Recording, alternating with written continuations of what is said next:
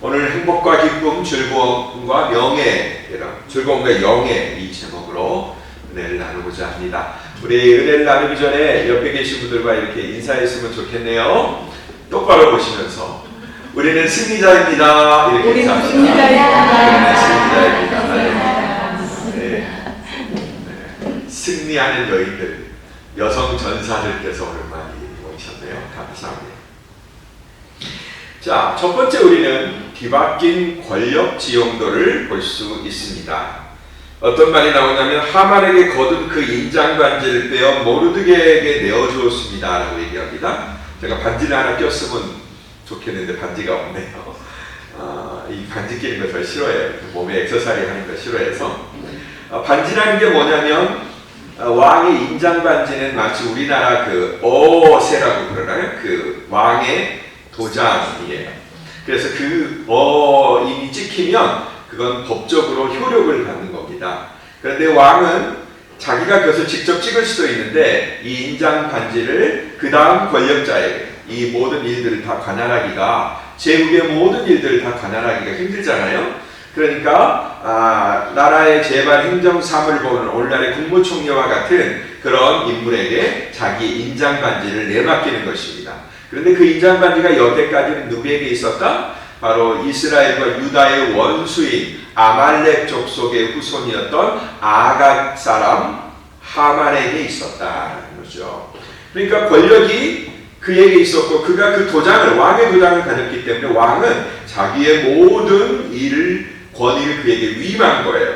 그러니까 하만이 어떤 목적을 가지고 어떤 법령을 만들어서 그것을 시행한다고 하더라도 그대로 진행될 수밖에 없습니다. 그런데 하만은 누구예요? 유다 사람들의 원수고 유다 사람들을 못 잡아먹어서 안달인 그런 사람이란 말이에요.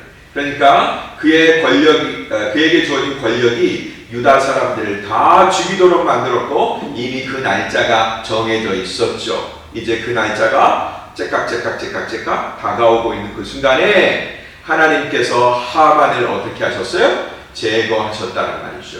그리고 그 하만의 손가락에 끼워져 있었던 반지를 빼내서 누구에게 옮기셨다? 하나님의 사람, 유다 사람 모르드게에게 옮기셨다. 이렇게 오늘 말씀이 나오고 있습니다. 이 반지가 누구에게 옮겨졌느냐 이걸 외우시려면 이렇게 외우면 좋을 것 같아요. 모르는 사이에 옮겨졌다. 모르드게. 모르드게.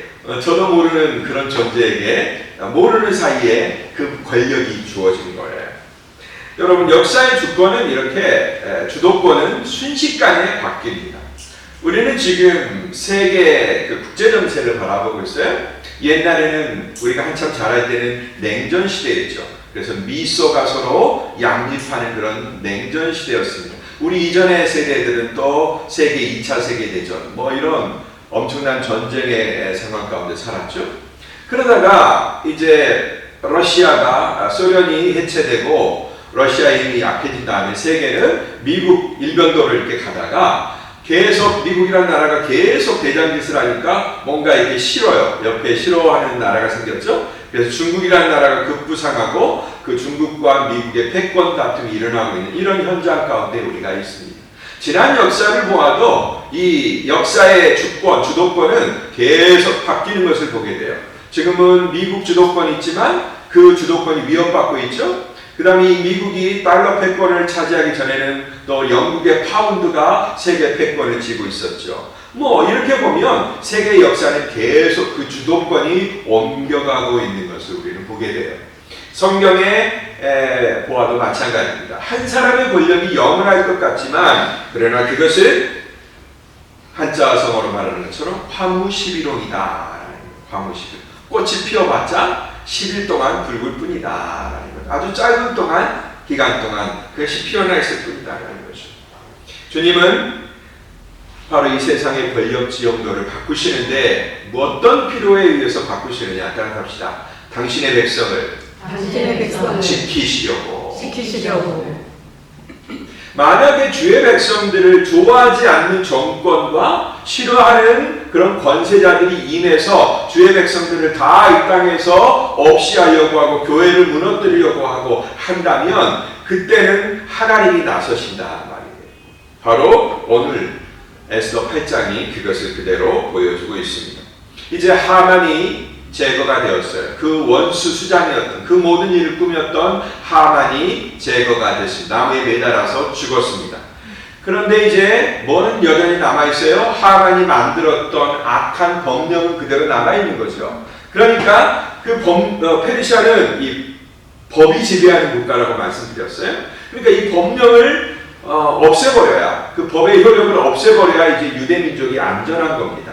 그래서 에스더는 이제 그 일을 마무리 짓고자 또다시 왕에게 울면서 간청을 하지요. 뭐죠?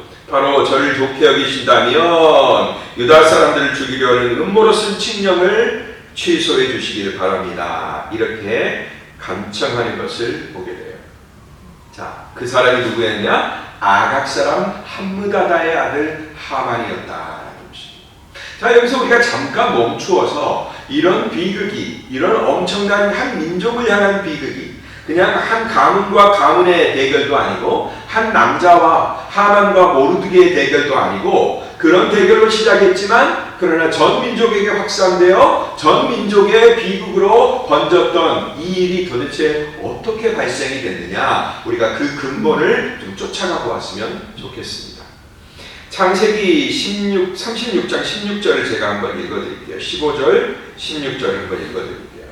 자, 어떤 구절이 나오냐면요. 잘 들어보세요. 에서의 집안에, 에서의 에돔족의 족보에 대해서 얘기를 지금 쭉 하는 게 36장이에요. 자, 왜 에돔은 약속의 자손도 아닌데 그 족보가 기록되었을까? 이상하죠? 성경은 다 필요하니까 기록을 해놓는 거예요. 거기 15절에 16절에 이런 말씀이 있습니다. 에서 자손의 족장들은 다음과 같습니다. 자, 한 사람이 아니라 족장들이라 그랬어요. 이 한 사람 한 사람이 전부 다 한 족의, 한 민족의 족장이 되는 거예요. 자, 에서의 맏아들 엘리바스의 아들들은 대만 족장, 오말 족장과 스고 족장과 그나스 족장과 고라 족장과 가람 족장과 아말렉 족장입니다. 마지막 7번째 아들이 누구예요? 아말렉 족장이 되는 거예요. 아말렉이라는 이 사막 민족이 어느 날 갑자기 여기서 싹 생겨난 게 아니라 바로 야곱의 형제였던 에서가 낳은 7명의 아들들이 전부 다 한 족장이 되는데 그 중에 아말렉 족장이 되었다라는 거예요. 근데 여러분, 뭐가 여기에 깔려 있어요? 야곱과 에서의 이야기가 깔려 있는 거죠. 에서의 원한이 자신에게도 해소가 안 되었고, 그들이 당장은 야곱이 막 재물도 갖다 주고 형님 미안합니다 하니까 그들끼리 해소가 됐지만, 그러나 장자권을 빼앗긴 거, 이런 것들은 에서의 마음과 여전히 남아있었던 거죠. 그 영향력은 그 자손에게 그대로 번져가는 거예요. 그래서 이 악연이, 그때 시작된 악연이 언제 이제 탁 터지죠? 바로 이스라엘 백성들이 출애굽해서 가나안 땅으로 올라가려고 하는데 그들의 뒤에서 이스라엘 백성들의 길을 공격하는, 이제 막 이집트에서 출발해가지고 저 가나안 땅으로 들어가려고 하는, 구원을 받으려고 하는 이 사람들의 뒤를 치는 민족이 있었어요. 이 민족이 아말렉 민족이었어요. 여러분, 그래서 하나님은 뒤에서 이스라엘 백성을 공격한 이 아말렉이 용서가 안 됐어요. 그래서 이스라엘 백성이 면적했습니다. 저들을 이 세상에서 남겨두지 마라. 너희들의 길을 계속해서 괴롭히고 뒤에서 공격하며 너희들의 꽁무니를 붙잡고 절대 안 놓아줄 사람이에요. 여러분, 이 인연이 어떻게 출발했다고요? 야곱과 에서가 태어날 때부터 출발하는 거예요. 처음에는 에서가 나왔네요. 근데 그 뒷발꿈치를 누가 잡고 나왔어요? 야곱이 잡고 나왔어요. 태어날 때는 에서가 먼저였지만 나중에 축복을 받을 때는 그 순서가 뒤바뀌어져 버리죠. 그래서 장자가 야곱으로 바뀌는 거예요. 이런 원한이 에서에게 쌓여 있었고 해소가 안 된 채 오니까 나중에는 이 아말렉 족속이 오히려 야곱 자손의 발목을 붙잡고 늘어지는 이런 비극이 연출되었다라는 거예요. 자, 이런 조상적부터 내려오는 그런 역사, 또 우리가 만들어낸 그런 원한의 역사, 이런 것들을 깨끗하게 정리하지 않잖아요? 우리가 어떤 사람이 되게 감정적으로 싫어, 나를 정말로 창피하게 만들었고 내 얼굴을 모욕했고 나를 짓밟았고 그리고 내 인격을 완전히 박살낸 어떤 존재가 분명히 여러분 안에 한 명씩은 있을 거예요. 용서하지 못한 존재, 내가 받아들이지 못한 존재가 있을 거예요. 그리고 내가 하는 것마다 계속 사사건건 붙들고 늘어지고 나를 못 살게 구는 그런 존재가 있을 거예요. 그런데 이걸 그냥 미움으로만 해결해버리고 이 세상의 방법으로만 해결해버리고 힘의 논리로 그냥 짓밟아버리고 당장은 내가 이긴다고 하더라도, 아니 또 그 반대로 당장은 내가 손해나고 그걸 참아낸다고 할지라도 이것이 영적으로 온전하게 해소가 안 되면 언젠가는 반드시 문제를 일으키게 되어 있다라는 것을 오늘 보여주는 것입니다. 네. 여러분, 그러면 그런 악연이 다 그냥 그런 악연으로만 남아있느냐? 이 에서의 아들 가운데서요, 해결한 그 아들들 자손들 가운데 그 원한을 해결하고 하나님의 은혜 가운데 들어간 예도 있어요. 오늘 말씀해 보니까 그 자손들 가운데 누가 또 있냐면 그나스라고 하는 아말렉 전전, 그러니까 가담족, 고라족, 그 다음에 그나족 이렇게 나오고 그나스족이 나오죠. 이 그나스 자손이 나오는데요. 여러분, 이 그나스 자손이 누구인 줄 아세요? 그나스 자손의 후손 중에 아주 유명한 사람이 놀랄 거예요. 그게 바로 여호수아가 가나안 땅을 점령할 때 여호수아와 단둘이 남았던 위대한 장군이 있죠. 여호수아 하면 짝으로 나오는 갈렙. 이 사람이 그나스 사람이에요. 그는 유다 지파에 속해 있지만 원래는 유다 지파 사람이 아닌 거예요. 그래서 그 가문의 이름을 일부러 성경이 기록했어요. 그런데 원래 이 갈렙은 누구 출신이다? 에서의 자손이다. 그런데 어떤 경위에 의해서 거기에 편입이 된 거예요. 여러분, 성경에 그런 인물이 되게 많죠? 이방인이었다가 유대인 가운데 그 하나님의 은혜의 자손 가운데 들어간 사람들이 되게 많아요. 특별히 여자들. 자, 마태복음 1장에 보면 여러 자손들 있죠. 유다의 며느리 타마, 그 다음에 여리고 기생 라하, 그죠? 그 다음에 거기 나온 여인들이 전부 다 이방인이에요, 공통적으로. 그 다음에 햇사람 우리아의 아내 바세바, 역시 이방인이죠. 그럼에도 불구하고 그들이 룻도 그렇고, 룻이죠, 룻. 모압 여인 룻도 그렇고요. 전부 다 이방인이었다가 은혜로 그 세계 가운데 편입된 사람들이에요. 그러니까 그런 원한과 역사가 있다고 해서 다 그것을 물려받는 게 아니라 그걸 끊어버리는 사람이 있다는 거예요. 여러분, 그 모든 원한과 집안의 원한과 여러분의 개인적인 원한을 다 끊어버릴 수 있는 능력이 여러분 가운데 있게 되길 축복합니다. 이거 끊어버려야 돼요. 이거 끊어버리는 사람이 최고로 승리하는 거예요. 왜? 그 원한의 최고의 피해자는 자기 자신이니까. 자기를 파괴할 뿐이에요. 내가 누군가에게 원한을 가지고 있고 화를 가지고 있고 분노를 가지고 있고 이거 해소하지 않잖아요? 그럼 그 대상은 멀쩡해. 내가 막 죽도록 미워하는데 그는 멀쩡해. 다만 나만 파괴될 뿐이에요. 이걸 해소를 해야 됩니다. 그나스의 아들 갈렙이, 그나스의 자손 갈렙이 그걸 해소하는 예를 보여준다. 여러분, 이건 성경학자가 얘기하지는 않아요. 그냥 제가 성경에서 발견한 거예요. 보다가. 여러분의 행운이에요. 그래서 제가 본 걸 여러분들에게 알려드리니까. 한 집안 안에서, 에서의 집안 안에서 이런 두 가지 모양이 보여진다라는. 그런데 아말렉은 그걸 해소를 못한 거예요. 그래서 끝끝내 뒤에서 발목을 붙잡고 늘어지다가 하나님의 저주를 받는 백성이 되었어요. 그렇다면 이들과 화해를 하든지 원수 갚는 그 모든 것들을 화해를 하든지 아니면 완전히 물리쳐버리든지 하나님의 명령대로 다 했으면 이런 폐해가, 지금 여러분 에스더 시대는 어떤 시대예요? 이스라엘과 유다가 완전히 망하고 저 페르시아의 포로로 끌려가 있는 시대란 말이에요. 그죠?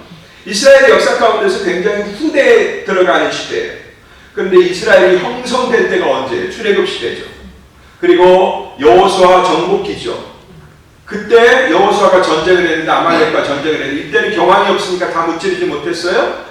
그런데 나중에 왕국 시대, 사무엘 시대, 사울 시대, 다윗 시대 때도 이 아말렉 족속이 계속해서 그냥 저 밑에 나와 있는 무슨 가시가 갈뒤꿈치에 있는데 내가 빼내지 못한 가시처럼 계속해서 찌르는 거예요. 여러분, 해소하지 않으면, 빼버리지 않으면 계속 거기 남아있어요. 언젠가는 자동적으로 없어지겠지라고 여러분 그렇게 믿고 싶고 미루어버리겠지만 왜? 가시 빼려면 아프거든요. 대가 지불을 해야 되잖아요. 그래서 그거 건드리지 못하고 계속 놔두잖아요. 계속해서 건드리는 거예요. 사랑이 아픈데 계속 놔두잖아요. 나중에 계속 말씀을 일으키죠. 무좀도 마찬가지고 이렇게 우리 삶을 불편하게 만들고 결국은 나중에는 굉장히 많은 대가를 지불해야 되는 일들을 애시당초 우리는 제거해야 된다는 것입니다. 할렐루야. 그러니까 그 일이 왕정시대도 해결이 안 되고요. 초대 이스라엘 나라가 건국됐을 때 사울 때도 해결이 안 되고요. 다윗 때 다 이긴 것 같았는데 역시 끈앞들이 남아있고요. 그들이 언제까지 가냐? 바로 이 에스더 시대, 페르시아 시대도 그 전에 또 누가 있어? 바벨론 시대가 있잖아요. 그죠? 그 전에 아시리아 시대가 있잖아요. 그런 모든 포로기 끝까지 쫓아오라. 좌우지간 끝까지 남는 거예요. 따라합시다. 쓴뿌리를 제거하자. 네, 그래야 되는 겁니다. 내 마음 속에서, 내 감정 속에서 제거해야 돼요. 그러면 나만 없앤다고 되느냐? 그렇지 않아요. 이건 관계 가운데서 만들어진 거기 때문에. 그 다음에 하나님도 거기에 연관되어 있으세요. 그러면 내 안에서 해결돼야 되고 하나님과 나의 관계 속에서도 해결이 돼야 되고 그 다음에 그 당사자하고도 해결이 돼야 돼요. 우리가 엊그제 우리 이은정 집사님하고 죄를 고백하는 그런 문제에 대해서 우리가 얘기를 좀 나눴는데 이게 이런 관련이 있기 때문에 그래요. 우리가 사람 앞에서 죄를 고백한다라는 말이 누가 병든 자가 있거든 함께 기도하고 그를 위해 기도하죠. 회개하고 서로 죄를 고백하고 하자는 얘기가 있거든요. 그러니까 죄는 내가 하나님 앞에서만 고백하고 내 문제, 아픈 문제, 쓴뿌리를 하나님 앞에서만 해결하면 되지 내 문제니까 내가 해결하면 되지 이렇게 생각하기 쉬운데 그렇지 않다라는 거예요. 먼저 영적인 라인에서 회개가 이루어져야 되고요. 내 인격 안에서 회개가 이루어져야 되고요. 그 다음에 피해를 줬건 피해를 받았건 그 당사자와 해결이 이루어져야 되는 거예요. 할렐루야. 이런 완전한 해결이 여러분에게 있게 되길 바랍니다. 아멘. 오늘 말씀을 보면서 깨달으셔야 돼요. 이 1000년이 넘는 시간 동안 지리하게 끌어오는 몇십 년도 아니고 1000년이 넘는 시간 동안 끌고 오는 이 비극은 우리가 끊어버려야 제거가 된다. 여러분 동양에 이런 사자 성어가 있어요. 중국에 와신상담이라는 말 들어보셨죠? 와신상담 무슨 뜻이냐면 이 두 집안이 서로 왼수가 되어가지고 서로 죽고 죽이는 거예요. 그러니까 서로 그 원수를 갚으려고 한 집안에서 내가 이 원수를 갚기 전에는 절대 편안한 잠자리를 갖지 않겠다 그래가지고 장작더미 위에 눕습니다. 매일매일. 여러분 그 장작더미에 누우면 얼마나 등이 아프겠어요. 내가 이 고통을 잊지 않겠다라는 그런 의미거든요. 내가 원수 갚기 전에 얼마나 지독한 사람이에요. 원수 갚기 위해서 날마다 편한 침대가 아니라 장작더미 위에 자는 거예요. 이게 와신이에요. 와신. 누워자 장작 신자. 거기에 눕는 거예요. 그 다음에 상담이라는 말이 있어요. 상담이 뭐 상담받는다, 카운슬링 받는다 이런 의미가 아니고 어떤 뜻이냐면 쓸개 담자예요. 그 쓸개 담자를 쓸개를 문 앞에다가 이렇게 매달아 놓고 쓸개 말린 쓸개 까맣게 되거든요. 그걸 어떻게 해요? 지나갈 때마다 핥아먹는 거예요. 여러분 쓸개 아세요? 세상에서 제일 쓴 게 쓸개예요. 그래서 쓸개라고 모르겠어요. 그 쓴맛을 날마다 체험하면서 내가 원수 갚기 전에는 결코 내가 단 것을 먹지 않냐. 이 쓴맛을 내가 계속해서 버리라. 그 지독한 쓴맛을 참아가면서 기어이 원수를 갚으려고 하는 거예요. 여러분 이게 중국의 정신이에요. 중국이 세계에 퍼뜨린 정신이에요. 복수의 정신. 이게 우리 인간들이 가지고 있는 그런 정신이에요. 우리가 회개하고 예수의 사랑으로 우리 마음을 정화하지 않으면 계속 우리 마음 가운데 남아있는 정신이고 와신해봐야 지 손해지. 그죠? 그 와신해가지고 원수를 갚으니까 상대방의 집안에서 어떻게 해요? 이번에는 내가 네 원수를 갚으리라면서 상담을 하는 거예요. 그러면 또 와신하겠지. 또 상담하겠지. 계속 이 반복이 일어나는 거예요. 원수를 갚으면 그 집안에서 가만히 있습니까? 가만히 있지 않죠. 계속해서 찌르고 더 심하게 그들을 파괴시켜 가는 거죠. 오늘 아말렉이 그렇다라는 거예요. 여러분, 하만이 모르드게를 미워할 이유가 뭐 그렇게 있습니까? 좀 건방지다고, 좀 혼내면 되지. 그러나 그렇게까지 원수를 맺고 그 모르드게의 모든 민족까지 내가 멸해버리겠다, 이런 생각을 먹을 이유가 뭐가 있습니까? 그런데도 불구하고 뿌리부터 민족 조상적부터 내려오는 그 깊은 원한이 내가 저 민족을 기어이 이 세상에서 없애버려야 되겠다라고 생각하게 만들었다. 그러나 누가 막으셔요? 하나님이 막으셨다. 할렐루야. 왜? 하나님의 백성입니다. 이런 놀라운 일이 오늘 말씀 가운데 있었고, 그런 놀라운 보호가 누구에 의해서 만들어졌다? 바로 에스더의 간절한 기도와 요청에 의해서 만들어지게 되었다는 것입니다. 자, 그랬을 때 이제 왕의 칙서가 내려옵니다. 우리 7절부터 8절까지 보면요, 이런 말씀이 있어요. 8절 말씀해 보니까, 그러니 이제 당신 보기에 가장 좋은 대로 왕의 이름으로 유다 사람들을 위해 다른 칙령을 써서 왕의 인장반지를 찍으시오. 이렇게 아하수에로 왕이 모르드게에게 직접 불러서 명령하는 것을 보게 됩니다. 여러분, 이처럼 주의 백성들이 하나님을 온전히 신뢰하며 그에게 모든 문제, 나의 문제, everything, A부터 Z까지를 하나님 앞에 맡기고 나아갈 때 하나님이 필요한 권력들, 필요한 사람들을 동원하신단 말이에요. 최고의 권력자인 다 다른 사람 시켰던 아하수에로가 직접 나서서 모르드게한테 뭘 쓰라고 다 얘기하잖아요. 새로운 칙령을 써서 내가 너에게 맡긴 인장을 찍어서 빨리 반포를 해라. 여러분, 왕이 자기가 제정한 법률을 바꾼다라는 거, 이거 쉽지 않은 일이죠. 왕의 권위와 채통과 관련된 일이에요.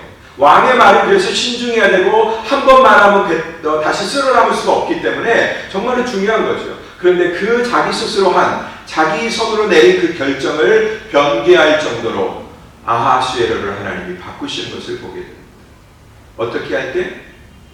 주의 백성들이 자기 문제를 어떻게 할 때? 하나님께 내맡길 때.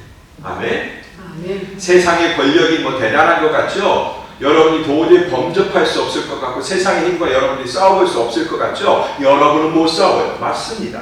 그러나 우리를 사랑하시고 우리를 보호하신 주님의 손길이 나서면 왕을 움직이신다니까요. 아멘. 왕도 움직이기 힘든 법령까지도 하나님이 바꾸신다니까요. 아멘. 이런 놀라운 역사가 일어나는 것입니다. 이랬을 때 어떤 결과가 빚어지죠? 유다 사람들에게는 행복과 기쁨이 임하게 됩니다. 16절 말씀 우리 다 같이 한번 읽어보죠. 16절, 오늘 제목의 말씀이기도 합니다. 시작. 유다 사람들에게 행복과 기쁨, 즐거움과 영예가 있었습니다. 아멘. 이 행복과 기쁨, 즐거움과 영예는 뭐냐? 나를 괴롭히던 원수가 제거되었기 때문에 뭐 그럴 수도 있겠죠. 그러나 근본적으로는 먼저 그 얻는 원인은 뭐냐면, 내가 그 압제로부터, 죽을 뻔한 위기로부터 나에게 임한 그 암은, 먹구름이 제거된 그 기쁨이란 말이에요. 그러니까 행복과 기쁨과 즐거움과 영예가 있다는 것이죠. 모든 걸 다 행복시켜 주셨어요. 그 이전까지 유대 백성들은 그 페르시아 제국에서 127도 온화되는 그 어마어마한 땅에서 다 죄인으로 살아야 돼요. 여러분, 게슈타포, 독일의 2차 세계대전 때 그 유대인들을 막 착출하기 위해서 독일 경찰들이 얼마나 막 해요? 그 다음에 그 게토라고 그러죠? 그 게토에다가 가두고 거기서 그들을 감시하잖아요. 그죠? 이 유대인들 똑같이 생겼죠. 서양, 우리는 구별 못해요. 근데 서양인들 구별하나 봐요. 근데 유대인들이 조금 서양 사람처럼 생긴 사람도 그 유럽 세계에서 막 활보하다가 누가 나를 유대인으로 알아보면 어떡하나. 얼마나 가슴이 조마조마했겠어요. 그 유럽 세계, 폴란드와 독일과 그 다음에 그 주변에서 살면서 유대인들은 정말로 발걸음 하나하나 떼기가 너무나 어려웠을 거예요. 우리는 그 비참함을 알잖아요. 안네 프랑크의 일기를 보면서 숨어가지고 그 게토 안에 숨어가지고 그 시시각각으로 쫓아오는 그 죽음의 위기 앞에서 얼마나 그 어린 소녀가 힘들었는지 우리는 알고 있죠. 그렇습니다. 유대인들이 마치 그런 상황이었을 거라. 그런데 하나님은 어떻게 해요? 그들의 공포를 제거해 주셨어요. 할렐루야. 자유와 행복, 기쁨, 즐거움과 영예, 그것을 예시에 하나님이 주셨다는 것입니다. 주님의 백성들이 이처럼 주님으로 인해서 오직 딴 즐거움 없어요? 오직 주님으로 인해서 행복과 기쁨을 맛보는 것입니다. 그리고 주님이 우리의 명예를 회복시켜 주시고 그냥 떳떳한 시민 정도가 아니라 가장 영예로운 자리에, 최고의 자리에, 누구라도 부러워하는 자리에 우리를 올려주신다는 것입니다. 할렐루야. 아멘. 너무 좋죠. 너무 좋아요. 할렐루야. 우리 한번 말씀 하나 찾아보겠습니다. 이것이 일찍부터 예언이 되어 있었어요. 모세 시대에 벌써 예언이 되어 있었습니다. 신명기 33장 29절 말씀이에요. 참고 말씀에 나와 있었을 텐데 없나요? 그럼 제가 읽어드리겠습니다. 신명기 33장 29절. 이스라엘아, 너는 행복하다. 여호와께서 구원하신 민족인 너 같은 자가 누구이겠느냐? 그분은 내 방패시며 너를 돕는 분이시고 내 영광스러운 칼이시다. 내 원수들이 네 앞에서 움츠리고 너는 그들의 높은 곳을 발로 밟을 것이다. 아멘. 아멘. 이스라엘아, 너는 행복자로다. 이렇게 시작하는 말씀. 누가 여호와께서 너희들처럼 사랑해 주신 민족이 이 세상 가운데 있었느냐? 여호와는 너의 방패가 되시고 너의 돕는 자시며 너의 상급이시다. 이렇게 말씀해 주십니다. 그래서 모든 원수들이 우리 앞에서, 우리가 옛날에는 그들 앞에서 벌벌 떨었는데 오히려 그들이 우리 앞에서 움츠리고 우리가 그들의 높은 곳을 발로 밟게 되는 그런 처지의 변화가 일어난다는 것입니다. 여러분, 우리는 이처럼 항구 여이란 모세 시대나 그 다음에 에스더 시대나 그 다음에 예수님 시대나 우리 시대나 항구 여이란 언제나 똑같은 주의 은혜 가운데 있는 줄로 믿습니다. 아멘. 우리가 어떤 환난의 시간을 보내고 있다 할지라도, 어떤 고통의 시간을 지내고 있다 할지라도 그거 생각하면 너무 아프고 가슴 아프고 나도 모르게 눈물이 줄줄줄 흘러내리고 막 우울증이 찾아오려고 그러고 이 흐린 날씨가 막 원망스럽고 그렇지만 그럼에도 불구하고 주님은 그런 나를 향해서 뭐라고 얘기하신다고요? 이스라엘아, 너는 행복자다. 할렐루야. 아멘. 자기 이름을 넣어서 그렇게 한번 고백했으면 좋겠습니다. 주기철 목사야, 너는 행복한 사람이다. 여러분의 이름을 넣어서 시작. 주기철 목사야, 너는 행복한 사람이다. 아멘. 아멘. 행복할 이유가 없이 그냥 너 행복하다고 너 정신 승리해라 이게 아니고, 이거 절대 아니에요. 하나님이 우리 안에 행복한 이유를 너무나 많이 만들어 주셔서 이렇게 완전히 역전시키고 우리의 처지를 완전히 바꾸고 원수의 높은 곳, 가장 높은 곳을 발로 밟을 수 있는 그런 권세를 주셔서 우리를 실제적인 행복자로, 실제적인 세계의 지배자로 삼아주십니다. 이것을 우리가 명심했으면 좋겠습니다. 자, 그 사실 위에 우리가 한 가지 더 명심할 사실은 이겁니다.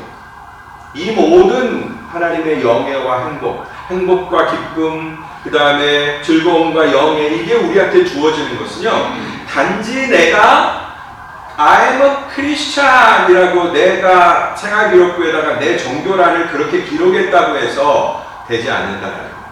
요즘에 여러분 많은 서양인들이 종교란에다가 뭐라고 그렇게 요즘 그것도 없겠습니다만은 전부 다 서양 사람들은 자기를 크리스찬이라고 생각을 해요. 크리스찬이라고. 나는 기독교도다 이렇게 생각합니다. 그러면서도 예수님이 누군지도 모르고 아무도 몰라요.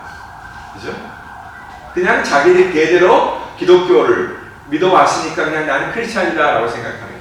우리가 명목상의 그리스도인이라고, 기독교라는 종교를 내가 선택하고 내가 그것을 선호하고 있고 그 다음에 내 생활기록부에 나는 기독교인이라고 쓴다고 해서 이런 일들이 일어나지 않는다라는 것입니다. 행복은 내가 기독교인이라고 표시한다고 해서 그 다음에 십자가 목걸이를 달았다고 해서 그 행복과 기쁨이 자동적으로 내게 찾아오는 건 아니다. 오늘 말씀을 보세요. 유다 백성들이 하나님의 백성이에요. 그리고 하나님은 그 백성을 구원하는 일을 준비하고 계셨어요. 그리고 그 일을 위해서 누구를 보내시죠? 모르드게를 보내고 에스더를 보내세요. 기가 막힌 인생이죠. 에스더도 일찍부터 부모를 여의고 오빠 밑에서 자라나야 했고 그를 아버지처럼 이렇게 섬겨야 해요. 그 다음에 유대인도 아니라 저 페르시아 왕의 왕비로 들어가야 되고 되자마자 자기 자신을 포함해서 모든 사람이 죽을 수밖에 없는 위기에 처하게 되어 기가 막힌 인생이죠. 그 속에서 어떻게 했어요? 도망가지 아니하고 자기의 처지를 가지고 아니하고 어떻게 했습니까? 하나님 앞에 나아가서 내가 죽으면 죽으리이다 기도하고 하나님 앞에 간청했더니 먼저는 하나님께 간청하죠. 그리고 하나님이 이루어지는 일을 보죠. 하만이 기도한 대로 어떻게 해요? 자기가 매달려고 했었던 모든 유대인들 매달려고 했었던 그 처형대에 하만이 처형되는 것을 보면서 이제 더 큰 결심을 하게 되죠. 이미 선포된 법령 누구도 변개치 못할지니라. 이게 늘 그 조소에게 이게 찍혀요. 이건 메데파사의 이 법은 누구도 변개치 못할지니라 하면서 도장이 꽝 찍힌단 말이에요. 나중에 다니엘서를 보세요. 이 법령은 누구도 변개치 못할지니라고 도장이 찍힌단 말이에요. 누구도 바꿀 수 없는, 심지어 도장을 찍은 왕도 바꾸기 어려운, 자기 체면과 권위의식 때문에 바꾸기 어려운 그 일을 바꾸려고 간청하는, 왕에게 나아가는, 목숨을 걸고 나아가는 그런 에스더의 모습을 보게 됩니다. 처음에 그 간청을 들어줬다고 해서 두 번째 간청까지 들어준다는 보장은 없어요. 에스더가 또 기도하니까 두 번째 어떻게 왕이 그 호를 내밀었잖아요. 그죠? 이건 전혀 다른 일이에요. 에스더 개인의 원한을 풀어주는 그 일의 연장선인 것 같지만 사실은 법적으로는 다른 행위가 이미 주어졌습니다. 왕이 그 호를 또 내밀었다라는 건 다른 일이라는 거예요. 그런데 그 두 번째 일도 자기가 목숨을 걸고 수행하는 그런 모습을 보게 됩니다. 바로 이런 역사, 주님을 온전히 의지하며 날마다 그 은총을 얻기 위해서 부르짖으며 그분과 엮이고 상관될 때, 끊어지지 않는 줄로 주님과 연결될 때 그 놀라운 역사가 일어나는 줄로 믿습니다. 아멘. 아멘. 하나님은 그걸 원하십니다. 우리가 명목상의 크리스찬으로서 남아있기를 원하시는 게 아니라 날마다 하나님을 부르짖고 그분과 뗄래야 뗄 수 없는 강력한 끈으로 연결되어서 하나님의 은혜가 그 통로를 통해서 마구마구 우리에게 쏟아지고 우리의 부르짖음이 날마다 그 통로를 통해서 하나님께 올라가고 이렇게 막 왔다 갔다 하는 그런 관계를 우리에게 원하십니다. 여러분, 이 관계를 주님과 맺기에 성공하는 귀한 날이 되기를 주의 이름으로 축복합니다.